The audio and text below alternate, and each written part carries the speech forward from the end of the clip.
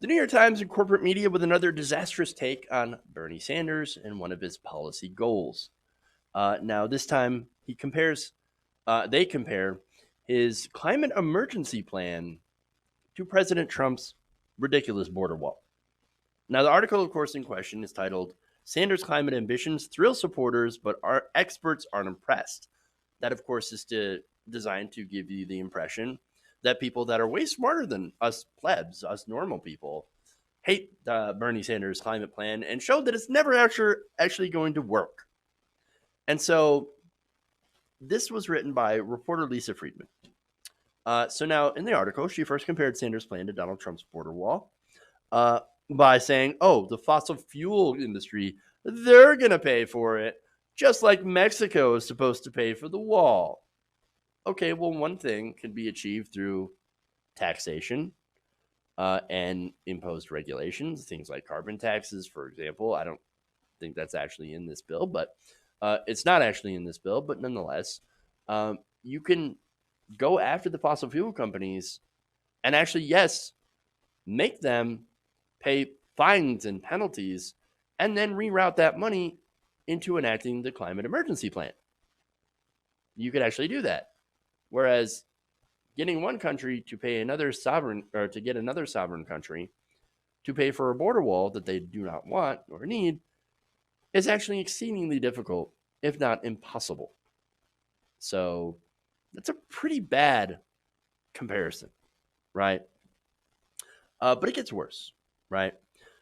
In the article, she says climate scientists and energy economists say the plan is technically impractical, politically unfeasible, and possibly ineffective. So now let's look at where she, how she arrives to that conclusion. So first, that involves looking at the experts that were consulted for this article that were quoted. Now, the piece quotes 11 different sources, 2 of whom are actually thrilled supporters. Okay, well, what about the experts? Well, some of the experts, and by the way, not only do you have 2 thrilled supporters, but you have a Sanders spokesperson, so that accounts for 3.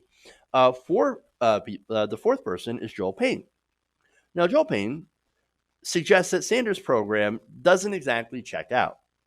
So it's not exactly, oh, this is unworkable. Doesn't exactly check out. So now what's interesting about Mr. Payne is that he's not a climate expert, but a Democratic strategist. No shade at Joel Payne and Democratic strategists, but being a climate scientist and a political strategist are actually 2 different skill sets. And we're going to get more into what Mr. Joel Payne does for a living and how that might impact his perspective. Of the remaining 7 sources, 2 of them were actually slightly positive. Daniel Kamen, identified as an energy expert at the University of California, Berkeley, said of Bernie's plan, it was, quote, audacious, but doable. Okay, that's not bad, right? Noah Kaufman, a researcher at Columbia University, more specifically a climate economist, said Sanders is proposing policies that match the scale of the crisis. All right, hey, not bad, right? Now, let's get into more experts who are supposed experts who are mixed, right? Paul Hawken, author of a work that analyzes solutions to global warming, okay, said Sanders' quote, sense of urgency in here is correct, but it could be more effective. Well, how could it be more effective, Mr. Hawken? He says by embracing more nuclear energy. Jesse Jenkins is an energy systems engineer at Princeton, credited Sanders with trying to set a marker in terms of the pace and scale of spending that he's proposing, but doesn't think it, quote, represents a very nuanced understanding. Okay. Michael Oppenheimer, professor of geoscience and international affairs at Princeton, questioned Sanders' backing off in support of a carbon tax, but said that his approach is appropriate for the political arena. Okay, so those are the mixed critics, right? Then you have the negative critics. David Victor, who says, can't work in the real world. All right. Now, you also have Severin Borenstein, professor at the Haas School of Business in the University of California, who said, I just don't see that getting off the ground. Okay. So, those are the negative critics, right? So now here's the thing: of those negative critics, Victor uh, is not exactly uh, a reliable voice on this. Now, he is a professor of international relations at the University of California, San Diego. Now, that in itself, that doesn't mean a thing. The other job he has is climate advisor to presidential candidate Pete Buttigieg. Oh, oops. Okay. So, gee, I understand now why he says Bernie's plan can't get it off the ground.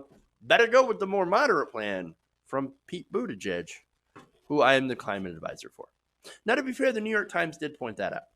That, oh, yeah, this guy, David Victor, he's actually a member of the Pete Buttigieg campaign. Okay.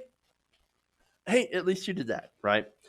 So, no, look, out of the 7 experts quoted by Friedman, 2, like I said, are supportive of Sanders' proposal, 2 are critical, and 3, like I said, somewhere in the middle, a little bit mixed, right? So now, if you're going to declare that the experts aren't impressed by your plan, well, you're not making a great case already. All right. So now, especially when you have some of your negative and mixed people having conflicts of interest. And so Borenstein, for example, he's faculty director at the Energy Institute at Haas, as I mentioned. Now, Haas takes funding from energy companies like Pacific Gas and Electric, Southern California Edison, and San Diego Gas and Electric. So those are the utility companies funding Borenstein. No wonder he says, I just can't see that getting off the ground. Okay. Jenkins works at the Andlinger Center for Energy and the Environment, whose affiliates include ExxonMobil, NRG, and Siemens. Hawken leads the Highwater Investment Group, whose top holdings have included Ford Motors and NOC, now part of the energy conglomerate Enel, which produces nuclear power. Well, no wonder he's saying, oh man, look, it sounds great, but it's lacking nuclear power. Oops. Okay. How did the Times article not disclose that? These conflicts of interest. And this was all found, by the way, by fair.org. That's Fairness and Accuracy in Reporting. Because without them, we wouldn't actually know all of this information. So credit to them in this article. Now, again, they mentioned Victor's connection with the Buttigieg campaign. That's fine.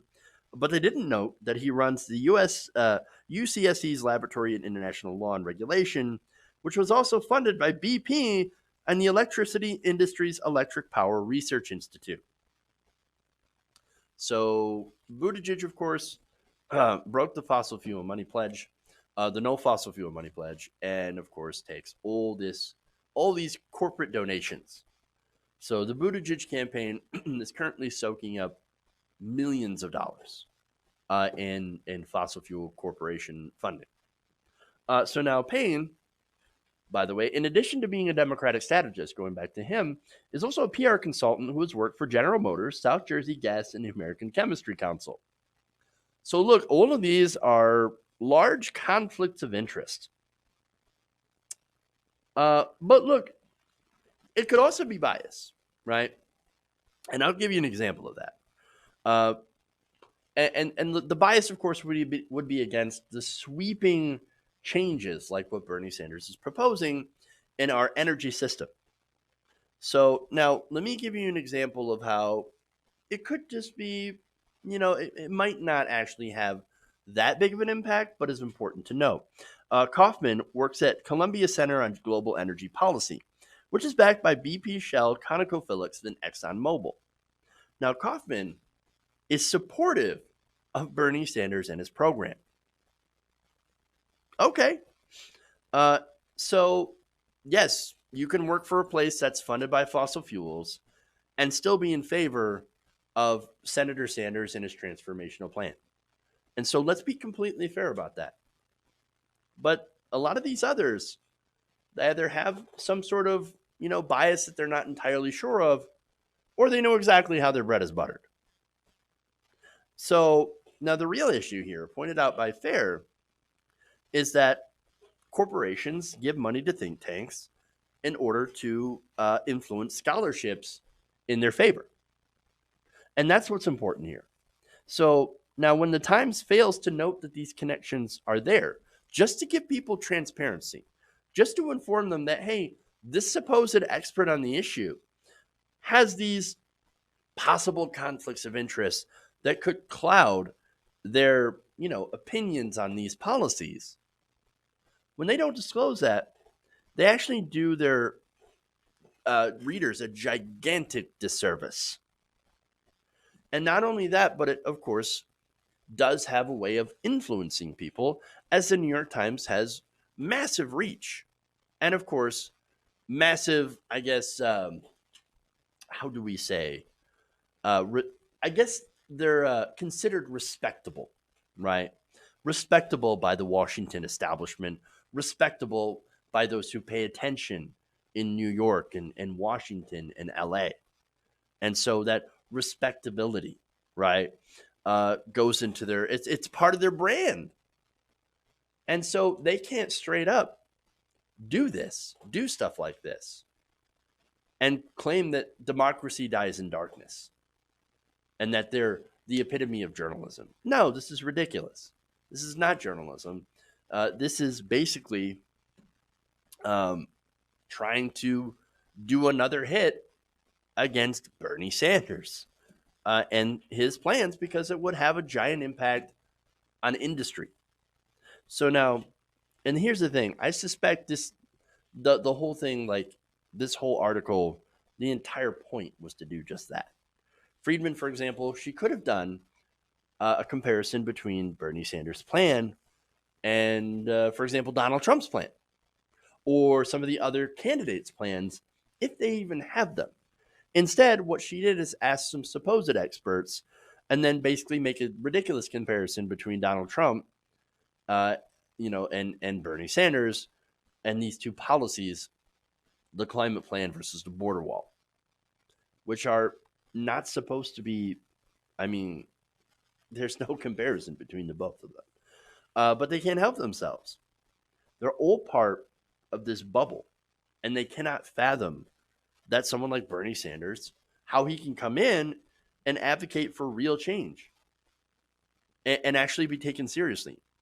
Because, like, in that media bubble right now, in that Washington bubble, real change is considered to be off limits. No, we can't ever have real change. We shouldn't even talk about it, nor should we even be, anywhere near advocating for it, because that's not how things work here. But they don't understand that any meaningful change that's happened in America was mainly driven by massive populist movements, which delivered rapid change. That's how this works. But again, they see themselves and their modest, let's reduce emissions just a little bit by 2050, and then slowly transition to a little bit more solar and some natural gas as a bridge fuel, etc. And, the best way, that's the best way to go, because it wouldn't, quote unquote, disrupt the markets. It wouldn't disrupt industry profit, and it wouldn't disrupt economic growth. However, right now, what we have is a disruption in climate. And if we wait till 2050, and if we slowly phase in what we should be having by 2030, or realistically, well, not realistically, but more importantly, what we should have right now, or as soon as possible, then we are in for climate disruption. And that's the problem. We need bold, progressive action, and we need it now, because at this point, we can't actually wait. But as for the white writers of the New York Times and the Washington Post and the establishment, it's not about that. It's about making sure that any presidential candidate that should be passed and vetted through them doesn't rock the boat, and make sure that the people that fund their paper through ads continue to do so. Hey guys, hopefully you enjoyed that free video. Now I'm going to have to ask you a favor. Between the demonetization and the YouTube algorithm messing around with view counts, etc., we're having a hard time adjusting to the new YouTube reality, which is where you guys come in. See, we have a Patreon, patreon.com/TYTNation, set up to help us rely on you guys, the viewers, instead of big corporate ads. Look, you know the show. You know I'm not in favor of big corporations anyway. So help us transition away from relying on the ad model to pay the bills and sign up to be a patron, patreon.com/TYTNation. That goes a long way to help us keep the lights on. And you guys will know that you're supporting independent progressive media.